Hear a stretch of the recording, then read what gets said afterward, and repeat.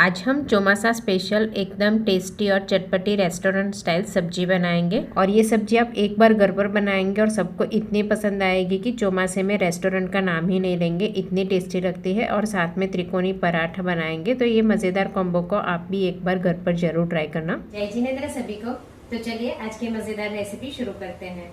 आज हम एकदम टेस्टी और चटपटी कौन दम अंगारा सब्जी बनाएंगे। तो उसके लिए सबसे पहले हमें ग्रेवी बनाकर तैयार करना है। तो मैंने यहाँ 4 बड़े साइज़ के टमाटर लिए हैं, जिससे हम डंठल कट कर लेंगे और बीच में से कट करके चेक करके फिर रफली कट कर लेंगे। तो यहाँ मैंने बड़े साइज़ के थे तो 3 ही टमाटर का यूज़ किया है और एक छोटा सा लौकी का टुकड़ा लिया है। इसे भी हम रफली बड़े टुकड़ों में कट कर लेंगे।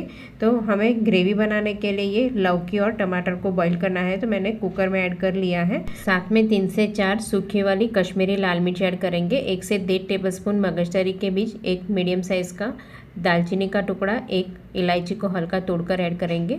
आधी टीस्पून नमक और 1 कप पानी ऐड करके 2 सीटी लगाकर बॉईल कर लेंगे। तब तक हम स्वीट कॉर्न को तोड़ लेंगे। तो यहाँ मैंने फ्रेश भुट्टे का ही यूज़ किया है और सब्जी के लिए आप हो सके तब तक फ्रेश भुट्टे का ही यूज़ कीजिएगा, नहीं है तो आप फ्रोज़न स्वीट कॉर्न का भी यूज़ कर सकते हो। तो एक मीडियम साइज़ का फ्रेश स्वीट कॉर्न लिया है और इसे एक बार अच्छे से वॉश करके फिर हम दाने इस तरह से कट कर लेंगे। आप चाहो तो हाथ से भी सारे दाने निकाल सकते हो, पर इस तरह से नाइफ से कट करने से दाने जल्दी से निकल जाते हैं। तो मैंने यहाँ एक भुट्टे के सारे दाने निकाल लिए हैं और ये 1.5 कप जितने दाने हैं। अब सब्जी के लिए एक मीडियम साइज़ के कैप्सिकम को इस तरह से स्लाइस में पतला पतला कट कर लेंगे। तो स्लाइस भी हम बहुत लंबी नहीं बनाएंगे, इस तरह से मीडियम स्लाइस कट करेंगे। और साथ में एक मीडियम साइज़ का टमाटर लिया है, इसे भी हमें पतली पतली स्लाइस में कट कर लेना है।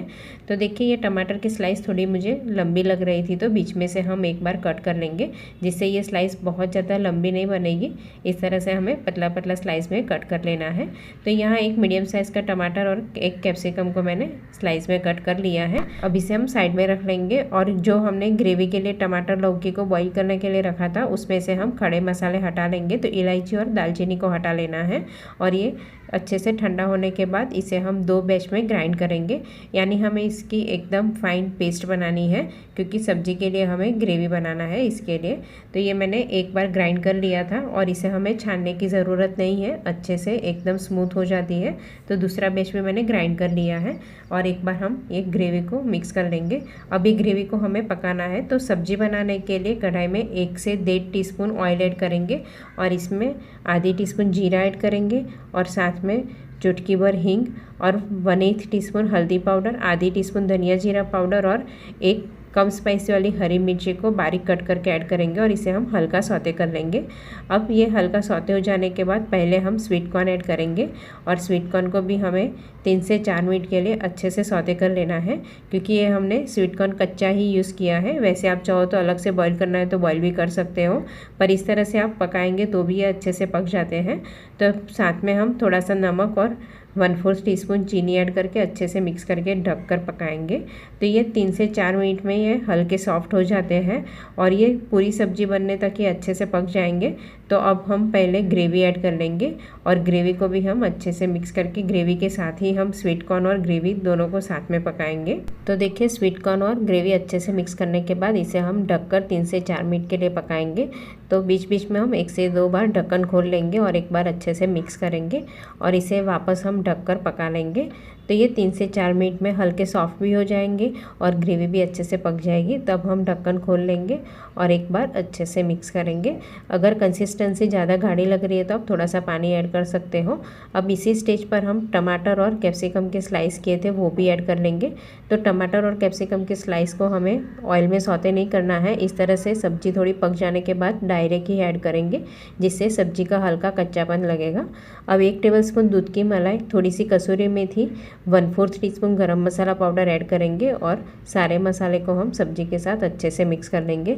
तो देखिए ये सब्जी में हमें और बहुत ज़्यादा कोई मसाले ऐड करने की ज़रूरत नहीं है। अब थोड़ा सा सब्जी गाढ़ी लग रही थी तो 1/4 कप पानी ऐड करेंगे और अच्छे से मिक्स कर लेंगे। अब वापस हम ढककर 2 से 3 मिनट के लिए पकाएंगे, जिससे कैप्सिकम और टमाटर हल्के सॉफ्ट हो जाएंगे। बाद में हम 60 to 70 ग्राम पनीर को ग्रेट करके ऐड करेंगे। तो पनीर की क्वांटिटी आप अपने टेस्ट के हिसाब से कम ज़्यादा ऐड कर सकते हो।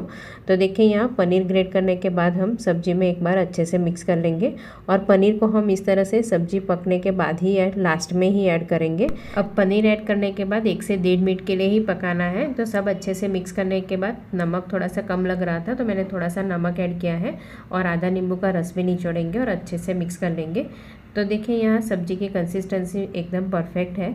अब इसमें हम स्मोकी फ्लेवर देंगे। तो यहाँ एक कटोरी में जलाया हुआ कोयला ऐड करेंगे और इसके ऊपर हम थोड़ा सा घी ऐड करके ढक्कन से ढक देंगे और 3 से 4 मिनट के लिए ऐसे ही रहने देंगे, जिससे सब्जी में एकदम स्मोकी फ्लेवर अच्छे से आ जाएगा।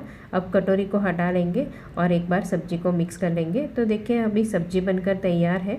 इसके साथ हम गर्मा गर्म पराठा बनाएंगे। तो यहाँ मैंने नॉर्मल गेहूं के आटे के ही पराठे बनाए हैं। जो हम रोटी के लिए आटा लगाते हैं वही आटे में से मैंने पराठे बनाए हैं। तो इस तरह से पराठे के लिए बेलने के बाद थोड़ा सा घी स्प्रेड कर लेंगे और हल्का सूखा आटा भी छिड़क देंगे, जिससे हमारे पराठे लेयर वाले बनेंगे। अब इसे हम इस तरह से त्रिकोणी शेप में फोल्ड कर लेंगे और वापस थोड़ा सा सूखा आटा लेकर इसे हम बेल देंगे। तो पराठे मैंने बहुत ज़्यादा मोटे नहीं बेले हैं। अगर आपको मोटे बेलने हैं या फिर साइज़ में बड़े बेलने हैं तो आप उस हिसाब से बेल सकते हो। और यहाँ मैंने पराठा बनाया है। आप चाहो तो फुल्का रोटी या फिर नान या किसी के भी साथ सर्व कर सकते हो। अब पराठे बेलने के बाद इसे हम रोस्ट करने के लिए आयरन के तवे पे ऐड कर लेंगे और हल्के बबल सीखने के बाद साइड चेंज करके गैस की फ्लेम हाई कर लेंगे और ब्राउन स्पॉट दिखने के बाद ऊपर थोड़ा सा घी ऐड करेंगे और साइड चेंज करके ऊपर से हम हल्का हल्का प्रेस करेंगे तो पराठा अच्छा से फूल जाएगा और सारे लेयर अच्छे से अलग हो जाएंगे। तो दोनों बाजू से हमें पलट पलट कर अच्छे से प्रेस करते हुए क्रिस्प होने तक रोस्ट कर लेना है। अब इसे हम सर्विंग प्लेट में रख देंगे और बाकी के पराठे भी इसी तरह रोस्ट करेंगे। बहुत ही मज़ेदार, एकदम टेस्टी और चटपटी रेस्टोरेंट स्टाइल जैन कॉर्न दम अंगारा सब्जी बनकर तैयार है। तो ये मज़ेदार कॉम्बो को आप लंच या डिनर किसी भी वक्त सर्व कर सकते हो या फिर ऑफिस टिफ़िन के लिए भी दे सकते हो और इतनी सब्जी आप 3 से 4 लोग को सर्व कर सकते हो। तो आप भी मज़ेदार कॉम्बो को एक बार घर पर ज़रूर ट्राई करना, सभी को बहुत पसंद आएगा। Thank you.